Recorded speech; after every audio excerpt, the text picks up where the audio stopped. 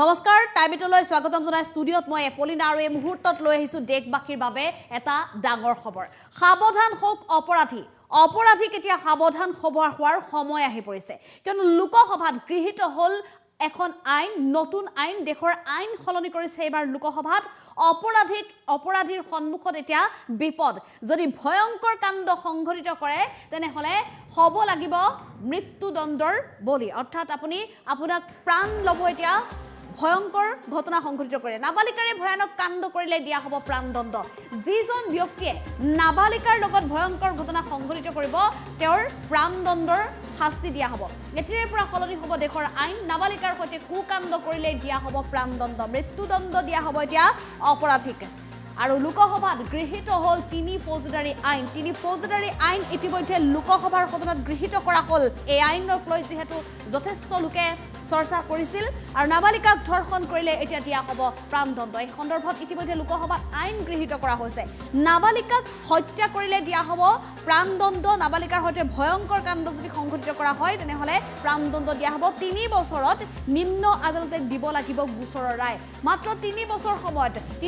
সময়তে নিম্ন আদালতে ৰায় প্ৰদান কৰিব লাগিব যিকোনো ঠাইতে দিব পাৰিব গোচৰ দিয়া হৈছে জিৰ' এফআইআৰ সুবিধা আপুনি যি প্ৰান্ততে নাথাকক দেশৰ সকলো প্ৰান্ততে আপুনি দিব পাৰিব গোচৰ গণপ্ৰহাৰ ক্ষেত্ৰতো থাকিব মৃত্যুদণ্ডৰ ৰায় গণপ্ৰহাৰ যদি বলি হৈছে তেনেহলে তেওঁকো দিয়া হ'ব মৃত্যুদণ্ডৰ ৰায় যিজনে এই অপৰাধ কৰিব তেওঁৰ মৃত্যুদণ্ডিত কৰা হ'ব নাবালিকাৰে ভয়ানক কাণ্ড কৰিলেও দিয়া হ'ব মৃত্যুদণ্ড এতিয়াৰ পৰা সলনি হল ভাৰতীয় দণ্ডবিধি আইন সলনি কৰা হৈছে এতিয়া নাবালিকাৰ সৈতে কুকাণ্ড কৰিলেও দিয়া হ'ব প্ৰাণদণ্ড দেখিবলৈ পোৱা গৈছে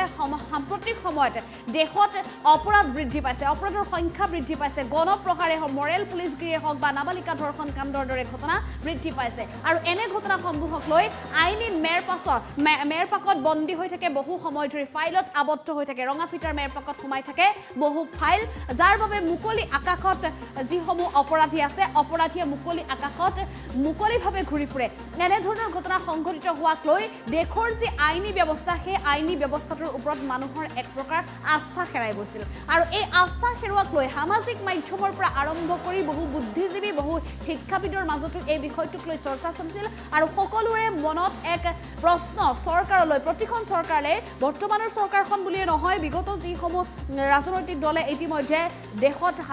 শাসনৰ বাগজৰী হাতত লৈছিল বা দেশ চৰকাৰ পৰিচালনা কৰি আছিল সেই চৰকাৰলৈ বহুবাৰ কুৱেশ্যন কৰিছিল বহুবাৰ প্ৰশ্ন কৰিছিল এই বিষয়টোক লৈ কিয়নো নাবালিকাৰে যি ভয়ানক কাণ্ড সংঘটিত কৰে আৰু নাবালিকাৰ ভুক্তভোগী পৰিয়ালটোৰে তিলকৈ মৃত্যুক গণি থাকিব লাগে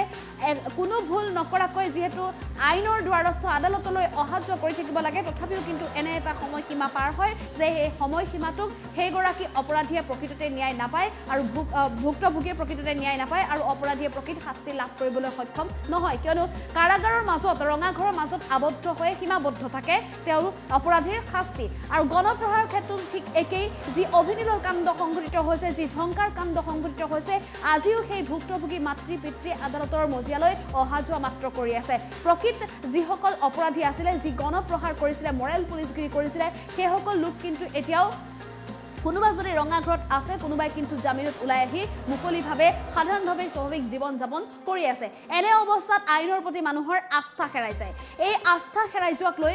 চৰকাৰখনে কিন্তু বৰ্তমানৰ চৰকাৰখনে বিহিত ব্যৱস্থা গ্ৰহণ কৰিছে মানুহৰ আস্থা চৰকাৰৰ ওপৰত গতিকে চৰকাৰেও মানুহৰ জনসাধাৰণৰ যিখিনি চিন্তা চৰ্চা সেই চিন্তা চৰ্চাৰ প্ৰতি যে দায়বদ্ধ বা চিন্তা চৰ্চাৰ প্ৰতি যে সন্মান জনাব লাগে সেই কথা প্ৰমাণ কৰিয়ে লোকসভাত গৃহীত কৰিলে আইন আৰু ভাৰতীয় দণ্ডবিধি আইন এতিয়া সলনি কৰি তোলা হৈছে লোকসভাত এই সন্দৰ্ভত এক গুৰুত্বপূৰ্ণ সিদ্ধান্ত লৈ সলনি কৰিছে ভাৰতীয় দণ্ডবিধিৰ আইন মৃত্যুদণ্ডৰে দণ্ডিত কৰা হ'ব এতিয়া এনে হ'ব অপৰাধীক যি নাবালিকাৰ সৈতে ভয়ংকৰ কাণ্ড সংঘটিত কৰিব আৰু যি গণপ্ৰহাৰ কৰিব অৰ্থাৎ গণপ্ৰহাৰ অপৰাধীৰে অপৰাধী হ'ব তেওঁলোকক মৃত্যুদণ্ডৰে দণ্ডিত কৰা হ'ব আৰু 3 বছৰৰ ভিতৰত এই যে আইনী মেৰপাকত উল্লেখ কৰিছোঁ পূৰ্বে আইনী মেৰপাকত বছৰ ধৰি আবদ্ধ হৈ থাকে এটা গোচৰ প্ৰকৃতাৰ্থত সেই গোচৰৰ দিন অতিক্ৰম কৰি যায় ভুক্তভোগীয়ে ন্যায় নাপায় এতিয়া কিন্তু নহ'ব এতিয়া 3 বছৰৰ ভিতৰতে নিম্ন আদালতে ইয়াৰ ৰায় প্ৰদান কৰিব লাগিব অৰ্থাৎ অপৰাধীয়ে খুব কম সময়ৰ ভিতৰতে পাব লাগিব শাস্তি মৃত্যুদণ্ডৰে দণ্ডিত কৰা হ'ব অপৰাধীক এই সন্দৰ্ভত ইতিমধ্যে লোকসভাত আইন গৃহীত কৰিছে আৰু তাতোকৈ ডাঙৰ কথা যি স্থানতে নাথাকক আপোনাৰ যদি অসমত এটা অপৰাধ সংঘটিত হৈছে আপুনি বিহাৰতো কৰিব পাৰিব ধৰক আবেদন এজাহাৰ দাখিল কৰিব অৰ্থাৎ গোচৰ তৰিব পাৰিব যিকোনো প্ৰান্তৰ আৰক্ষী থানাত আৰক্ষী চকীত আপুনি গোচৰ তৰাৰ সুবিধা দিছে এতিয়া চৰকাৰৰ তৰফৰ পৰা আৰু এই সন্দৰ্ভতো ইতিমধ্যে লোকসভাত আইন গৃহীত কৰিছে মুঠতে কেইবাটাও গুৰুত্বপূৰ্ণ সিদ্ধান্ত ৰাইজৰ দেশৰ জনসাধাৰণৰ চিন্তা চৰ্চাক সন্মান কৰি এতিয়া লোকসভাত গৃহীত কৰিছে আইন ভাৰতীয় দণ্ডবিধি আইন সলনি কৰি এনেদৰে মন্তব্য কৰিছে লোকসভাৰ পৰা আমাৰ এই যে আইন সলনি কৰিছে সেই সন্দৰ্ভত আমাৰ মন্তব্য আছে আমি মন্তব্য দেখুৱাম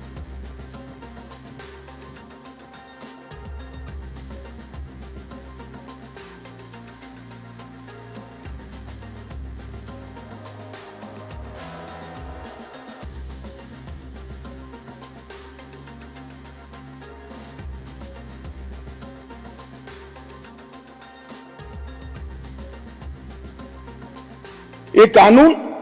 एक शासक ने विदेशी शासक ने अपने शासन को बनाए रखने के लिए बनाए हुए कानून थे एक गुलाम प्रजा को गवर्न करने के लिए बनाए हुए कानून थे और इसकी जगह अब ये जो कानून आ रहे हैं वो हमारी संविधान की मूल 3 चीजें व्यक्ति की स्वतंत्रता मानव के अधिकार और सबके साथ समान व्यवहार ये 3 सिद्धांतों के आधार पर बनाए जा रहे कानून है ये इसका मूल परिवर्तन है जो कुछ लोग पहचान नहीं पाए मान्यवर इसके साथ साथ राजद्रोह को देशद्रोह में बदलने का काम पहले राजद्रोह की व्याख्या थी मैं आगे डिटेल में बताऊंगा राज से मतलब शासन था भारत नहीं था किसी भी राज्यकर्ता के खिलाफ कोई भी कुछ बोलता था तो इसके पर अपराध राजद्रोह का कानून लग जाता था हमने व्यक्ति की जगह देश को रखा है व्यक्ति की टीका ये लोकतंत्र का सबसे अच्छा लक्षण है और देश को नुकसान करने वाले को कभी बख्शना नहीं चाहिए ये दृढ़ता भी इसमें है राजद्रोह को इतने साल के बाद देशद्रोह में परिवर्तित करने का काम ये कानून करेगा मान्यवर कानून में आज इस सदन के सभी सभासदों को गारंटी देना चाहता हूं कि आने वाले 100 साल के टेक्निकल इनोवेशन जितने भी होंगे इसकी कल्पना कर हमारी न्यायिक पद्धति को इससे सुसज्ज करने के लिए सारे प्रोविजन इसी कानून के अंदर कर दिए गए हैं और सारी टेक्नोलॉजी का उपयोग कर जल्दी न्याय बने इसके लिए भी हम आगे बढ़ रहे हैं मॉब लिंचिंग का प्रावधान भी किया है एक बार मैं किसी भाषण में चिदंबरम साहब को सुन रहा था उन्होंने कहा कि गृह मंत्री की परीक्षा है कि नया कानून लेकर आएंगे तो मॉब लिंचिंग का क्या करेंगे चिदंबरम साहब ना आप हमारी पार्टी को समझे हो ना हमारे सिद्धांतों को समझे हो हमारी पार्टी की केवल एक और एक आइडियोलॉजी है भारत का उत्कर्ष एकमात्र आइडियोलॉजी पर Bharatiya Janata party mob lynching घृणित अपराध है और उसको हम नए कानून में फांसी की सजा का प्रावधान कर इंक्लूड कर रहे हैं मगर अब मैं आपको पूछना चाहता हूं आपने भी इस देश में 70 साल में 58 साल शासन किया है आपने मॉब लिंचिंग को भला अब तक क्यों नहीं लाए थे हम तो जब बदलाव किए तब लाए मॉब लिंचिंग शब्द का उपयोग हमें गाली बोलने के लिए तो खूब किया मगर जब सत्ता में आए तब भूल गए इस प्रकार के व्यवहार को जनता जानती है इसीलिए उस ओर बैठे हो और उस ओर से भी सदन के बाहर बैठे हो मान्यवर ये जो इनका डबल स्टैंडर्ड है इसके कारण उनकी पार्टी को आज इतनी सारी दिक्कतें उठानी पड़ी है मान्यवर भारतीय नागरिक सुरक्षा संहिता इसमें पहले सीआरपीसी में 484 धाराएं थी इसके जगह अब 531 होंगी 177 धाराओं में बदलाव किया गया है, 9 नए जोड़े गए हैं, 39 नए सबसेक्शन जोड़े गए हैं, 44 नए प्रोविजन और स्पष्टीकरण जोड़े गए हैं, 35 सेक्शन में टाइमलाइन जोड़ी गई है और 14 धाराओं को निरस्त कर हटा दिया गया है। इसी तरह आईपीसी की जगह भारतीय न्याय संहिता में पहले 511 धाराएं थी, इसकी जगह 358 अब रह गई है। 21 नए अपराधों को जोड़ा गया है।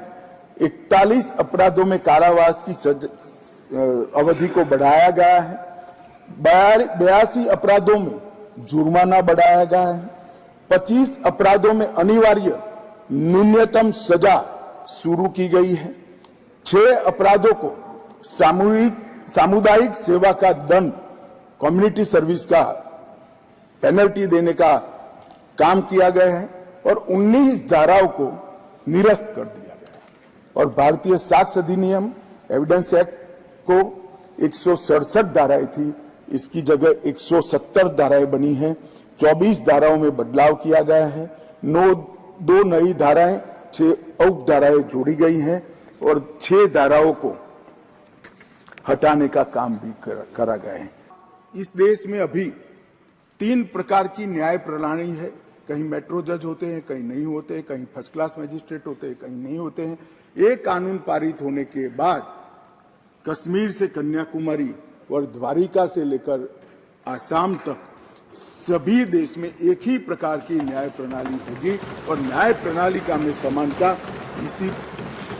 कानून के माध्यम से आएगी। मान्यवर, इसमें डायरेक्टर ऑफ प्रोसिक्यूशन का एक्सटेंशन और उसका महत्व और उसको कंपलसरी करने का काम किया है, क्योंकि न्याय प्रणालिका में किसी